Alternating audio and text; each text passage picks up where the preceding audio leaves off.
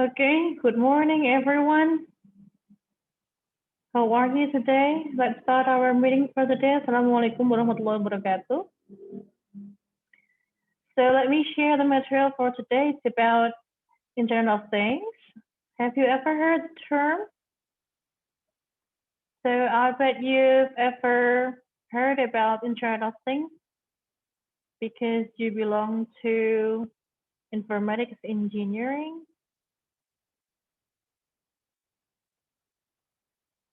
So what's in your mind when I told you that we're going to talk about IoT?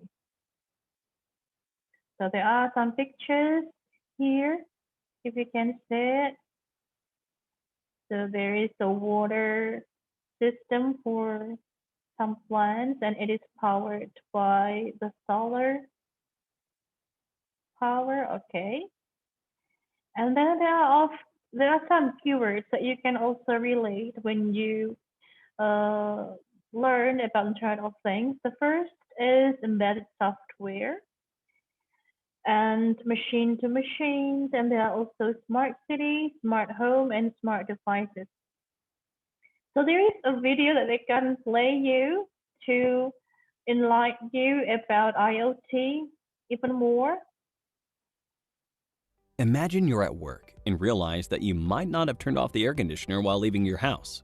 Instead of traveling all the way back home, what if you could use your smartphone to know the status of your AC? And perhaps even turn it off.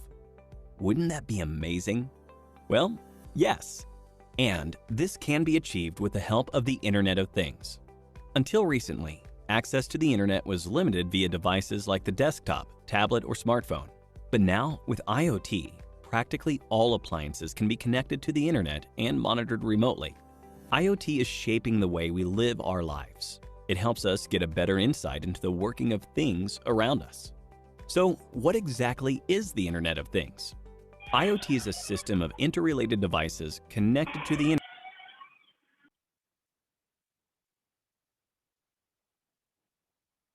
internet to transfer and receive data from one to the other.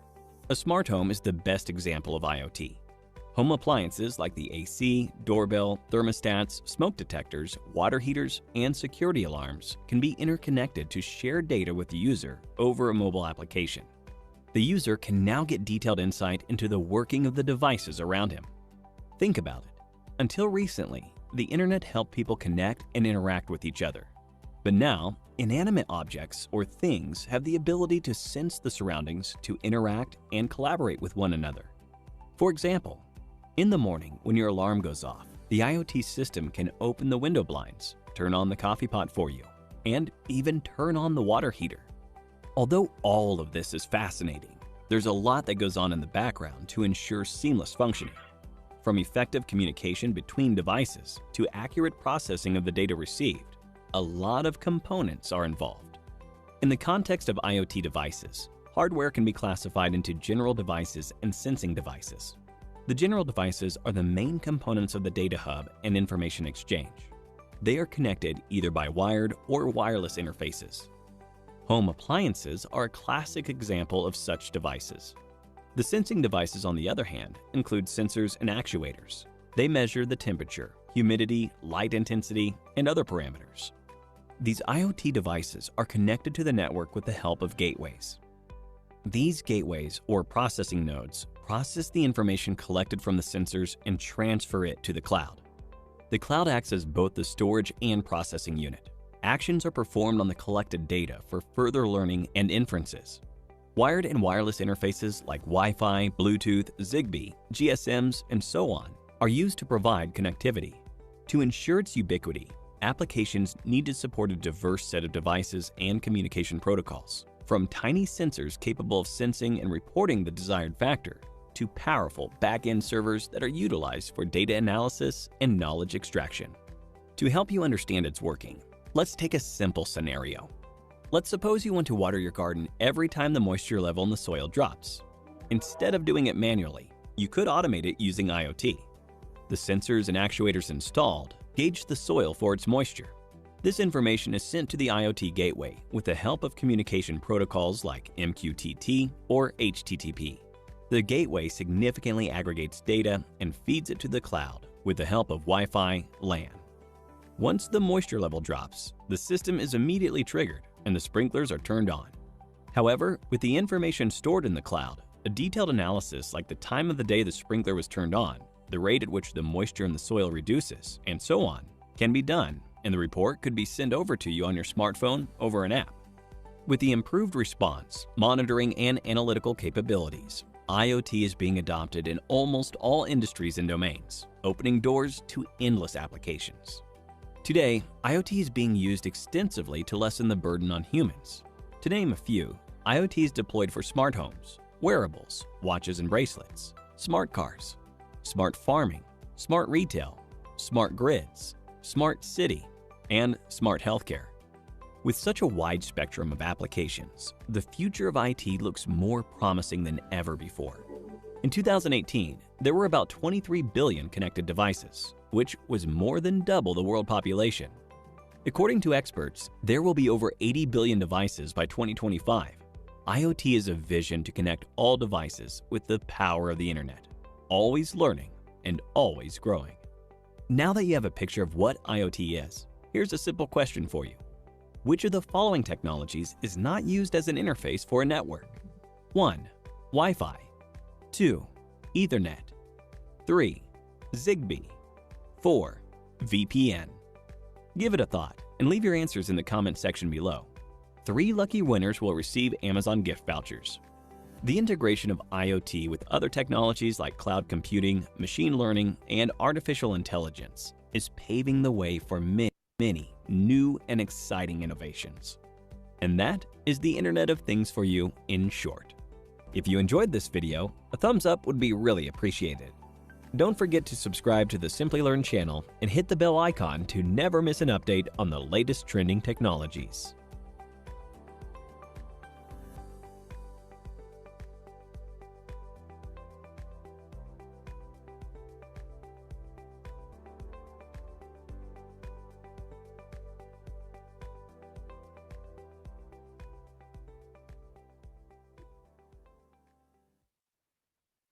Okay, that will give you the preview about what IoT is. So, actually, what is IoT? It describes the network of physical objects, things that are embedded with sensors, software, and other technologies for the purpose of connecting and exchanging data with other devices and systems over the internet. So it means there are some keywords of IoT that you have to make sure to understand. The first is embedded, and then software, sensors, and then connecting and exchanging devices and systems. And the last one is internet. So the word thing in the Internet of Things can be a person with a heart monitor implant. So if you know a person who has, for example, like Parkinson's disease, and then he has to have a heart monitor implant, it also a product or service of IoT. And then also if you ever watch a Korean drama, for example, and then there is a driverless car, so that kind of automobile or car is also considered as a product of IoT. In the consumer market, IoT technology is also synonymous with products pertaining to the concept of the smart home. For example, when you use some devices and appliances like CCTV and home security system and cameras, and it is connected to a certain applications that you can use. So it is also one surface of IoT. And there are some things that you can see here. So in military, there are also constitutional awareness and threat analysis that also use IoT. And when we talk about retail services, there are also theft protection. So when you go to a department store, a big department store or a mall, and then you find out, and you steal, for example, steal a thing in the department store, and then the alarm will ring like beep beep beep, and then that also a product of IoT actually, because there is a theft protection installed there, and it also secure the department store from any crimes, including theft.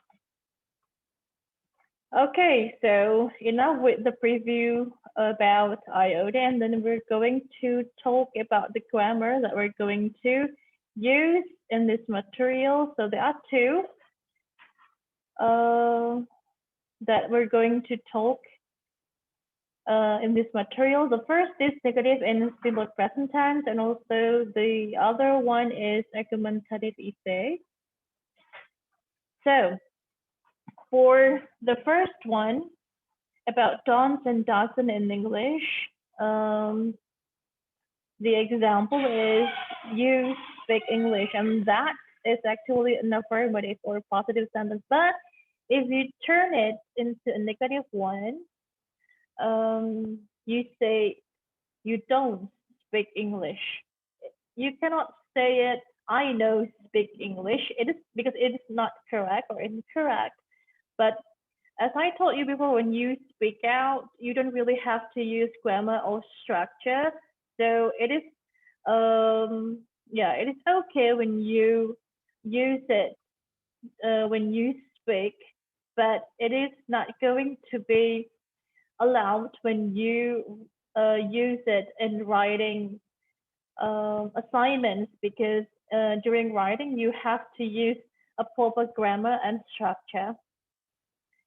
And then we normally use don't or doesn't to make a negative sentence in simpler present tense.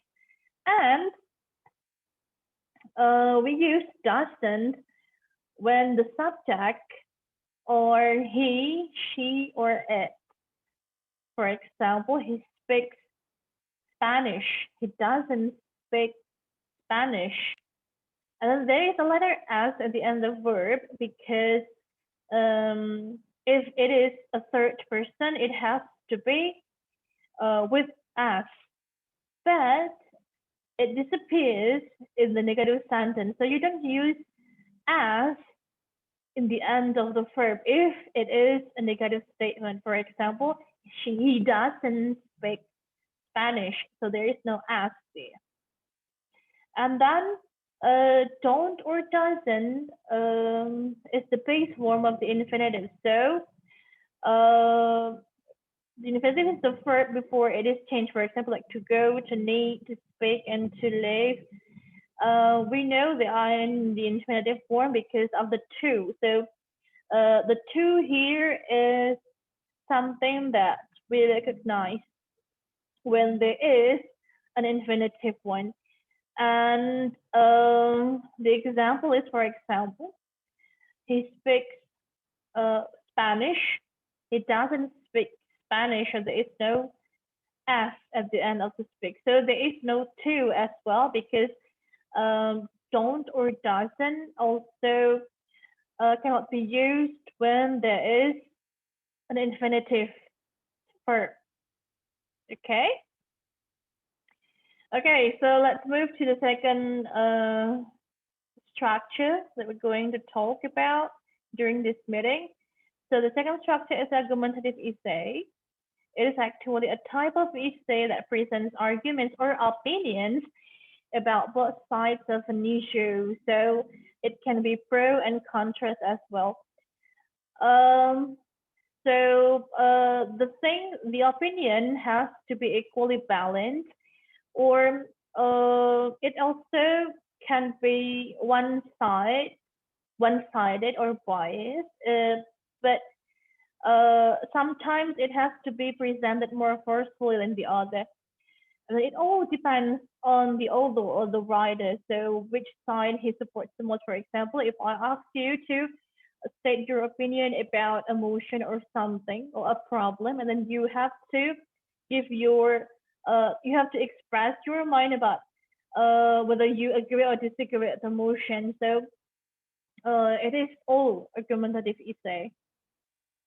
So there are some things that you have to notice when you are going to make an or argumentative essay. So there is a generic structure there.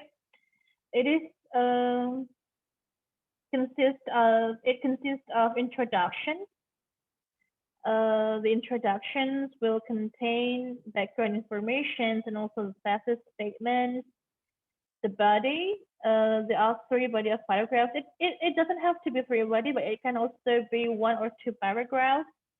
And there is also a counter argument. So it is an argument to review earlier arguments. So it has to be balanced. But if you want to take one side only, for example, like if you disagree or agree with the motion, so it has to be another argument that supports the body. And then the last one is conclusion. So it's rephrasing the thesis statement. And then, for example, like if you agree with the motion, so it means that you have to restate that you agree with the motion. It also concludes. It also includes the conclusions or the concluding remark. Okay, so let's move to the assignments for your material for today. The assignment is actually to submit the video in the class YouTube account, and it is a group assignment. So you have to make a group of two. It can be two or three, depending on your class. And then you have to discuss the topic. So our topic for today is the pros and contrasts of one IoT object or service that you know or experience. So for example, you know something about smart home systems, about CCTV, or about alarm, theft alarm, or a robbery alarm. And then you can talk about the pros and also the contrast of that home security system.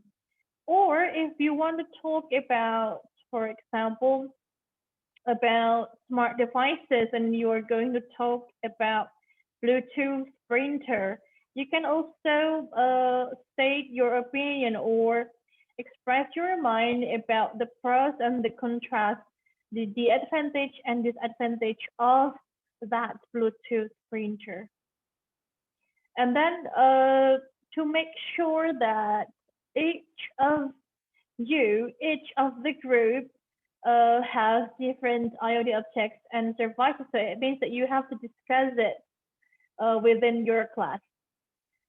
Record a video, and then you have to take turns presenting the discussion result. So for example, you explain about the pro of the device, and then your friend, your partner will talk about the disadvantage or the contrast side of the device. And then the last step is you have to upload your video to the class YouTube channel and let your friends evaluate your discussion result. They may give you some questions and then you have to answer them. They may leave the questions in the comment section or during our next meetings, and then you have to answer their questions as well. Okay, so that will conclude our class for today. Thank you very much for listening and watching the video. Good luck for your assignment. Thank you very much, and see you in the next meeting. Goodbye.